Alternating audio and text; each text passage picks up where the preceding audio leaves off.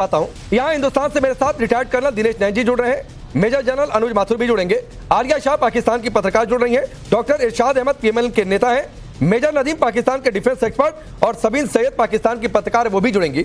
आप सभी का बहुत बहुत स्वागत है। इरशाद, आप ही से शुरू करता हूं। बहुत मुस्कुराते रहते हैं, अभी भी मुस्कुराहट है या चली गई? और ये बात इसलिए कि पहले तो आप लोग कहते हैं नहीं साहब हम तो बड़े मासूम हैं, अब अनवरुल हक लाल किले तक कब पहुंच गए? इरशाद, जो क्लैश हुआ आप तो भारतीय सीमा नहीं घुस पाए, लाल किला तो बहुत दूर की बात है। मैं अनवरुल हक को कोट अनकोट कर देता हूं, आप कहेंगे दोबारा सुनवा दूंगा, कोट अनकोट कर देता हूं। ये जरा अपना डेटा ठीक रखिए। पाकिस्तान में गजब स्थिति, आपके साथ तो और दिक्कत होती है, मेजर नदीम के साथ हालांकि ऐसी दिक्कत नहीं हुई, लेकिन आपके साथ डेटा की बड़ी दिक्कत होती है। थोड़ा बढ़िया पैक रिचार्ज कराया करिए। कुछ सहयोग चाहिए तो बताइए, कर देंगे। आप आते रहते हैं बराबर चैनल पर, नहीं कहूंगा कि आपका वाईफाई गड़बड़ हो, आप कहिए आपको रिचार्ज में सहयोग कर देंगे। लेकिन सुनिए, मैं कोट अनकोट करता हूं अनवरुल हक को। मैंने कहा था कि बाज नहीं आओगे तो घुसकर मारेंगे, लाल किले से कश्मीर के जंगलों तक घुसकर मारेंगे। चंद दिनों बाद हमारे शाहीनों ने घुसकर मारा, और ऐसा मारा कि आज तक मरने वालों की गिनती पूरी नहीं हुई। 18 तारीख का यह बयान है।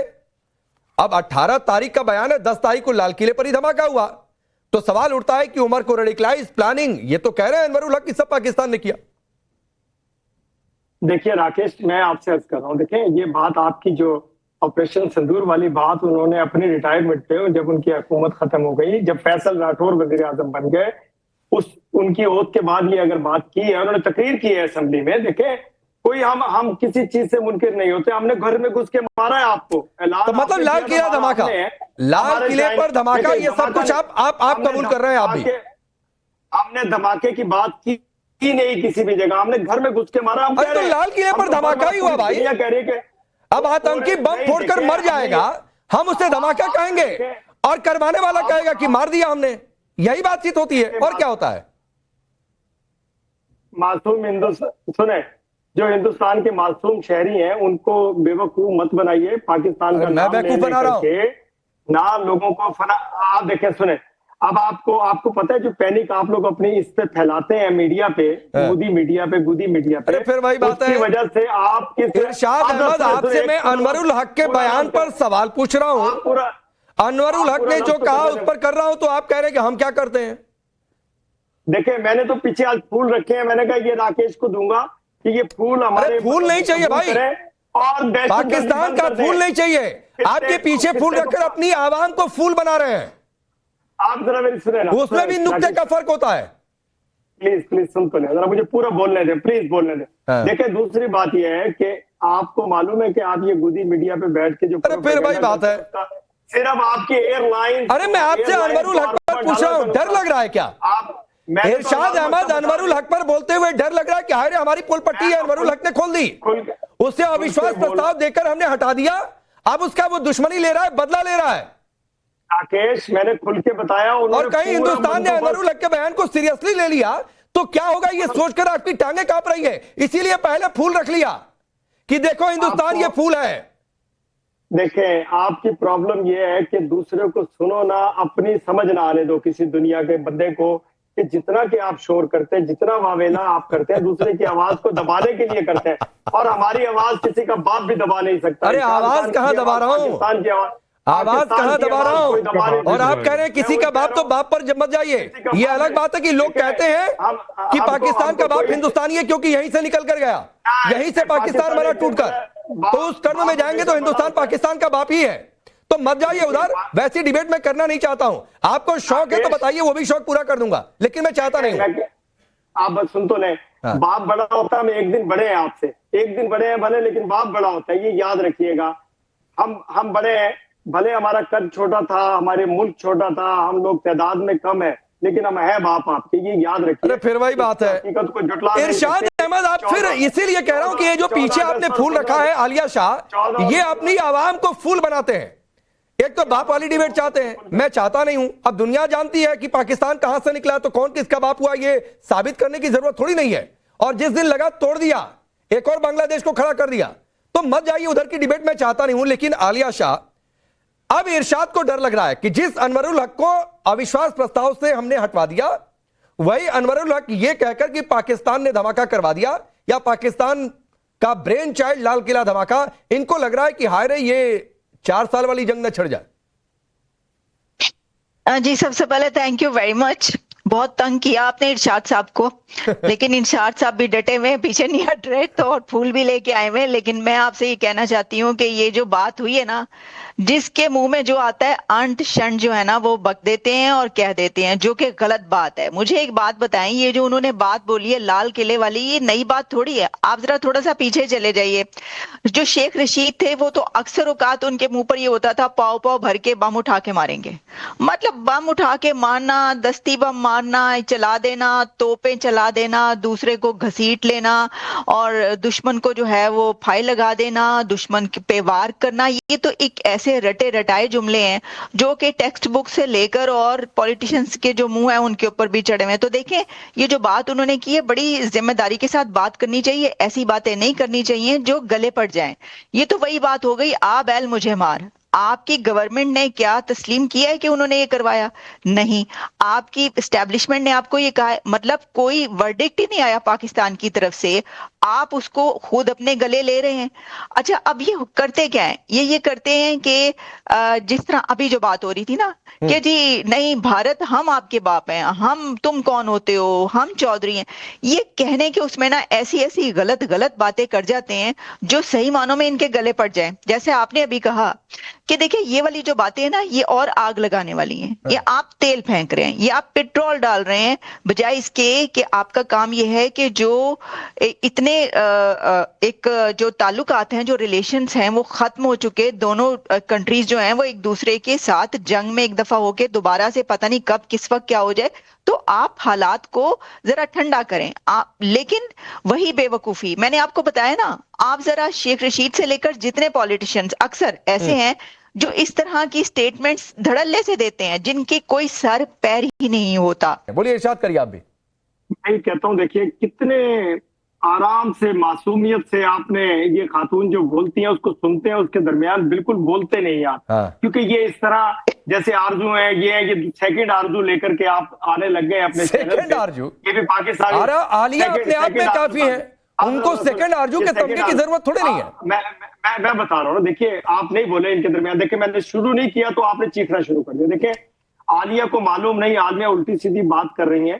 बात यह है कि मैंने अर्ज की आपसे, देखें जो मैंने हकीकत है वो बताया कि अनवारुल्लाह, मैं उल्टी सीधी बात नहीं करी इरशाद साहब, आपके वो जो मिनिस्टर या जो पॉलिटिशियन है उन्होंने जो बात की है वो उल्टी सीधी बात की है। आप जरा अपने प्राइम मिनिस्टर से जाके पूछिए कि ये जो उन्होंने बात की है वो ठीक बात की है। क्या आपके पीएम ये कहेंगे कि ये हमला हमने किया? कि आपके प्राइम मिनिस्टर, आपके चीफ मिनिस्टर, कोई पॉलिटिशियन ये कहेगा कि ये जो इन्होंने अनवारुल हक साहब ने बात की है वो ठीक है?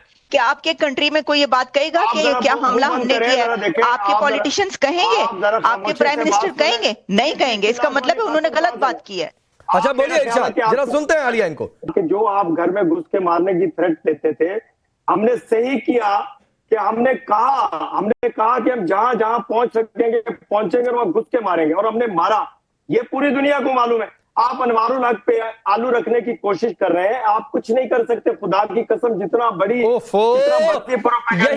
है, जितना मर्जी प्रोपेगेंडा कर, इरशाद अहमद यही होता है, कर्नल दिनेश नैन यही होता है, कुछ कर नहीं सकते। मतलब जिस मुल्क के 2 टुकड़े हो जाए वो कर नहीं सकते हैं, जो ऑपरेशन सिंदूर सरगोदा तक हिट हो जाए वो कहता है कुछ कर नहीं सकते हैं।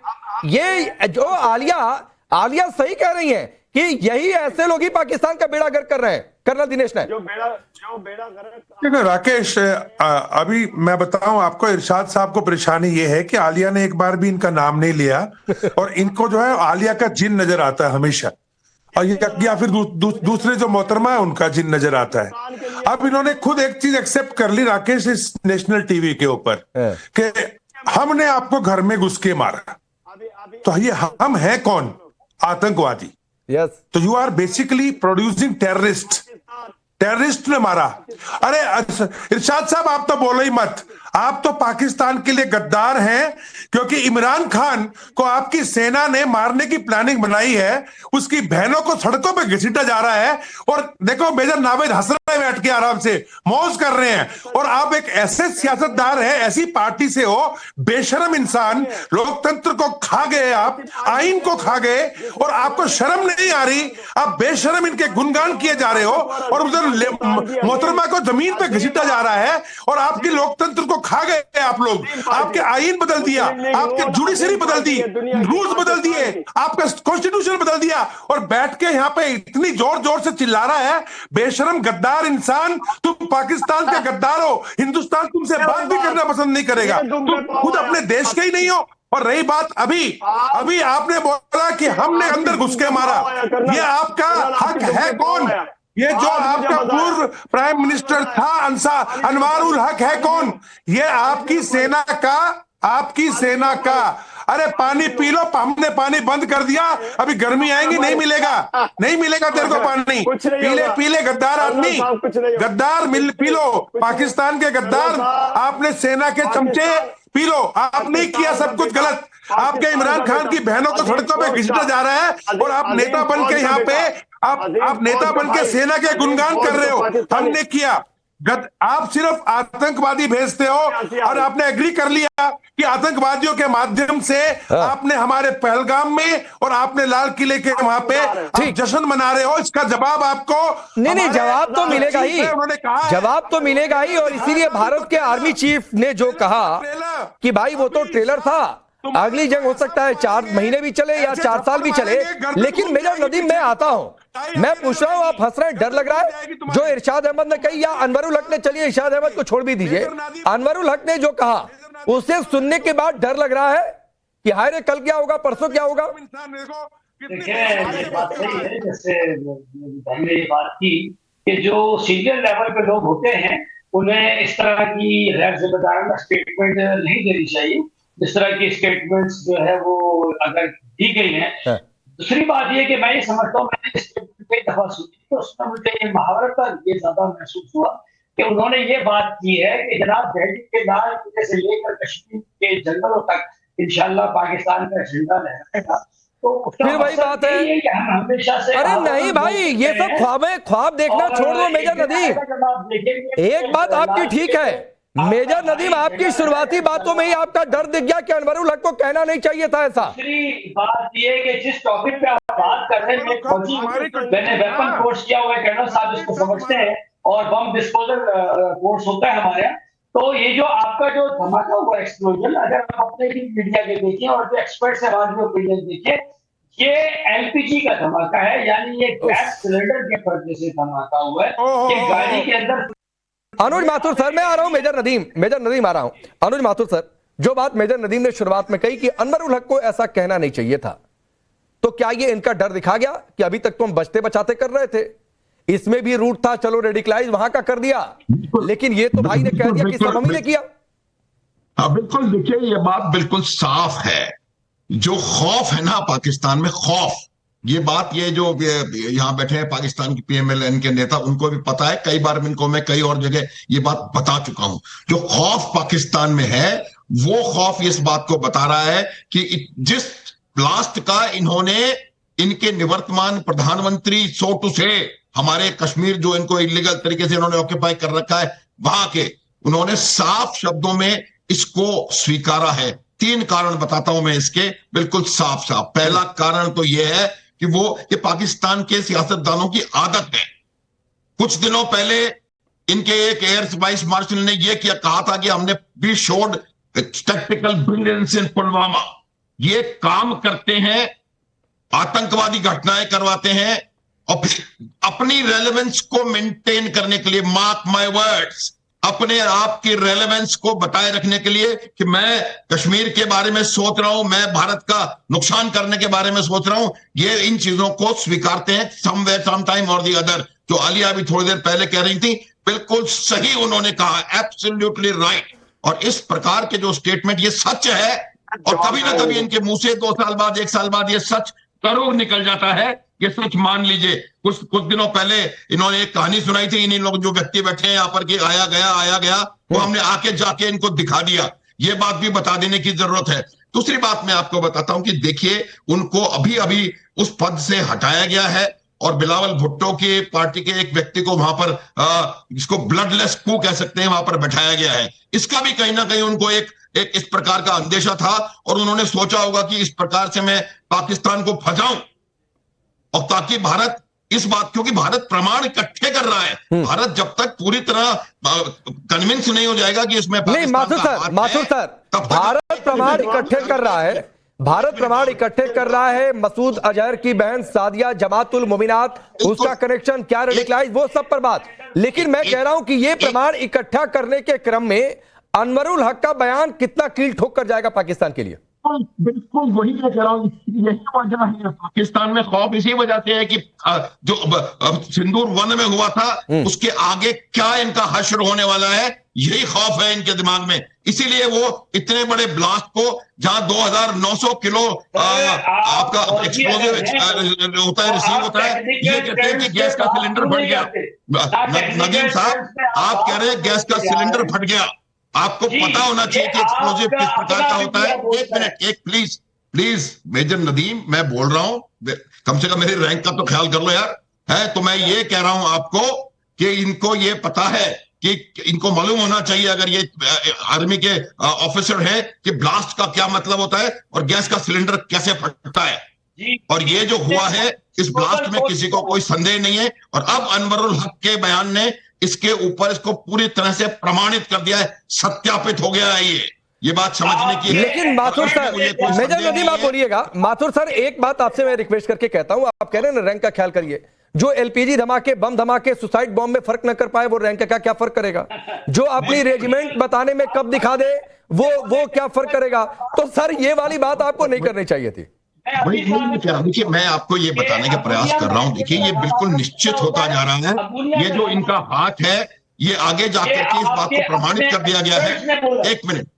एक मिनट और ये जो बात कर रहे हैं कि किस प्रकार का ब्लास्ट है, इसमें आप कोई संदेह रह नहीं गया है क्या ब्लास्ट है क्या नहीं है, कैसे हुआ कैसे नहीं हुआ, ये सबको पता है। और सिंदूर 1 में क्या हुआ था, ये भी सबको पता है। और इस बात का खौफ है कि सिंदूर 2 में क्या हो सकता है। इसी वजह से ये इतने बड़े ब्लास्ट, ठीक मेजर नदीम, हम पहले इस बात पर बहस कर चुके हैं कि अमोनियम नाइट्रेट हिंदुस्तान में नीम कोटेड इस्तेमाल होता है, वो किसी और काम में इस्तेमाल नहीं हो सकता है। तो छोड़ दो उधर, अभी टेक्निकल बहस पर आप जाओगे, टेक्निकल की स्पेलिंग पूछ दूंगा, फिर आप कहोगे रुको गूगल कर लेता हूं। आप मत जाओ उधर।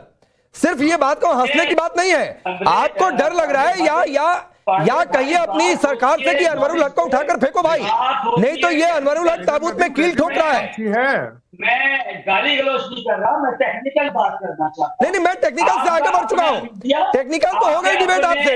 आपके अपने एक्सपर्ट्स के ओपिनियन ये है कि ये सिलेंडर ब्लास्ट था। आप इसके ऊपर अपने क्लिप देख लें, कहेंगे तो मैं आपको फॉरवर्ड कर देता हूं। अपने मीडिया के बहुत सारे, हमने भी नूर खान में सिलेंडर ब्लास्ट किया था। नूर खान में सिलेंडर ब्लास्ट ही हुआ था नदीम। ढाई बजे नूर खान में बेस पे सिलेंडर ब्लास्ट हुआ था।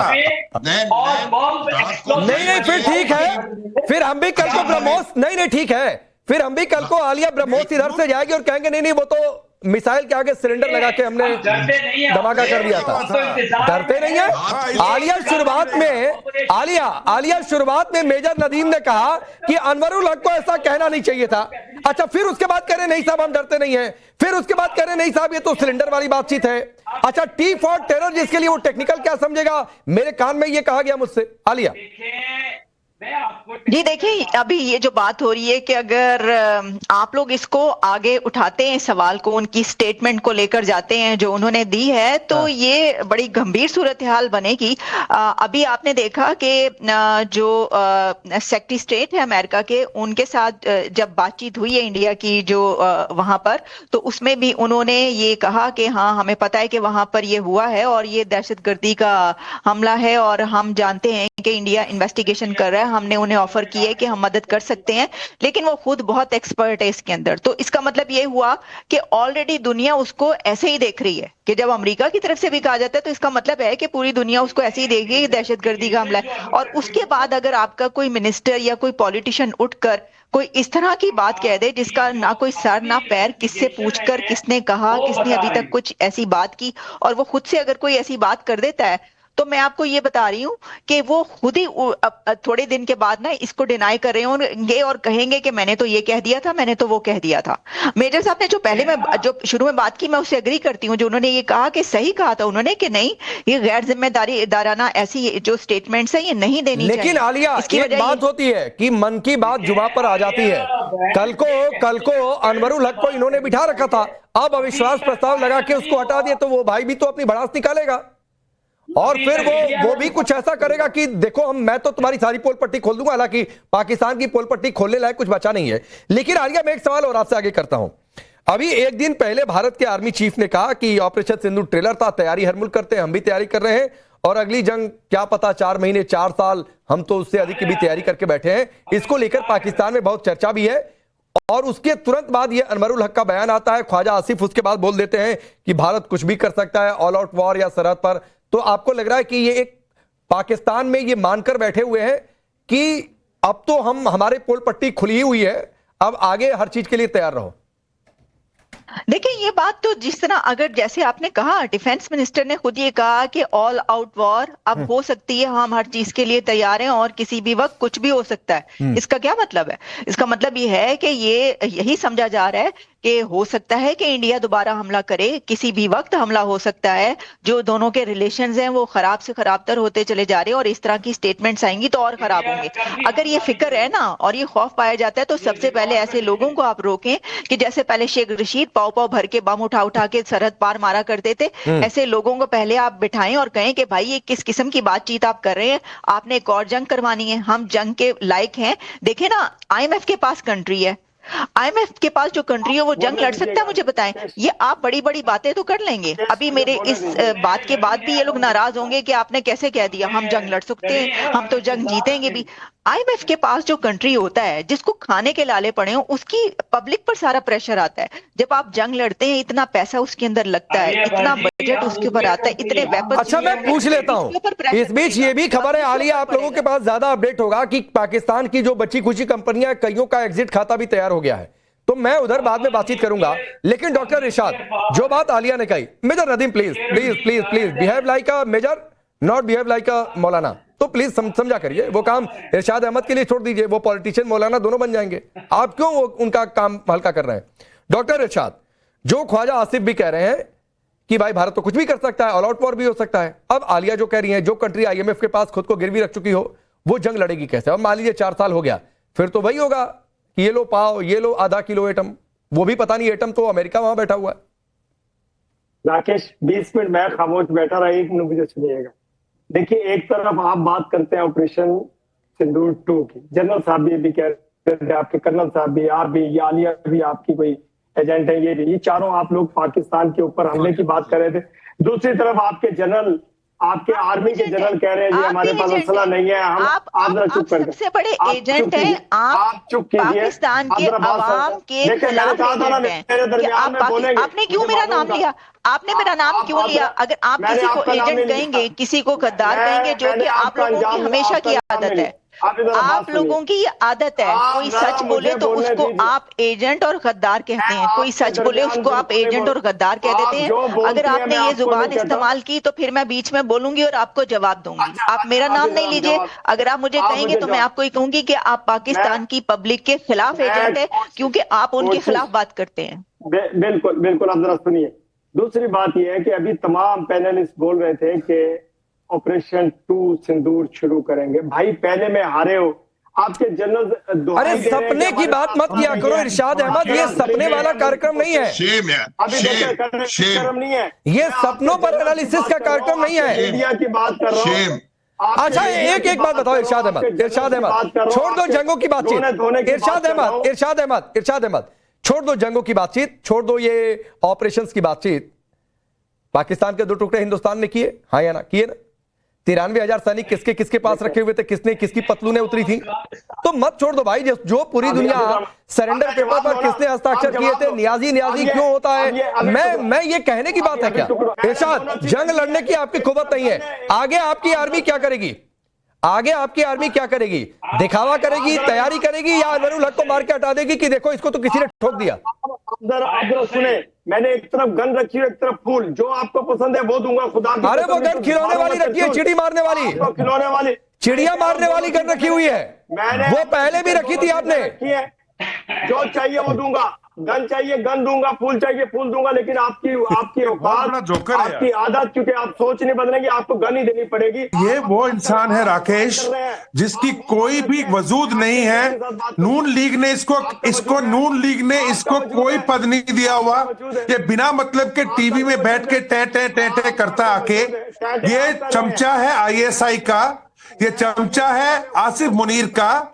इसने आंख बंद कर रखी है, इसके सामने इनके आईन को आसिफ मुनीर ने मिट्टी में मिला दिया, इनका जो डेमोक्रेसी है खत्म कर दिया, इनकी जो पूरी जुडिशरी है उसके हाथ काट दिए, जजेस ने रिटायरमेंट मतलब घोषित कर दी है। अब मैं इसको बोलूंगा,